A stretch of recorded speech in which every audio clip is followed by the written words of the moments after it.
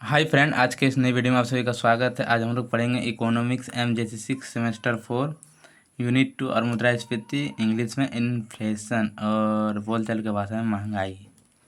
तो चलिए, महंगाई कैसे आता है या मुद्रास्फीति किसे का परिभाषा इसका जानते हैं। मुद्रास्फीति की परिभाषा।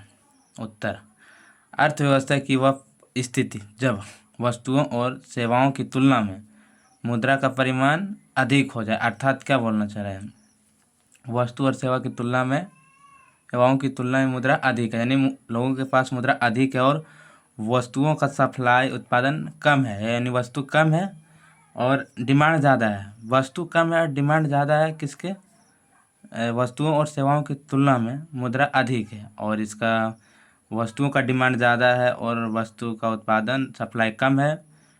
तो वस्तु कम रहेगा, डिमांड ज़्यादा रहेगा, तो इसका मतलब है कि उसका कीमत बढ़ेगा। यहाँ तक देखें ना, अधिक हो जाए तो उसे मुद्रास्फीति या महंगाई कहते हैं, या सिंपल भाषा में कीमतों में निरंतर होने वाली वृद्धि को मुद्रास्फीति कहते हैं। वस्तु और सेवा में निरंतर होने वाली वृद्धि मुद्रास्फीति कहते हैं। चलिए, अब यहाँ एक विद्वान का परिभाषा। क्राउथर के अनुसार देखिए क्या बोल, मुद्रास्फीति वह परिस्थिति है जिसमें मुद्रा का मूल्य गिरता है अथवा वस्तुओं की कीमत बढ़ती है। यहाँ पे समझना बोलना क्या चाह रहा हूँ। जैसे हम एक इसका उदाहरण लेते हैं, जैसे 100 रुपये में 10 वस्तु मिल रहा है और पहले 100 रुपये में 10 वस्तु मिल रहा था, अब 110 रुपये में 10 वस्तु मिल रहा है। मतलब यहाँ पे क्या हुआ कि वस्तु का कीमत बढ़ा और मुद्रा का मूल्य घट गया।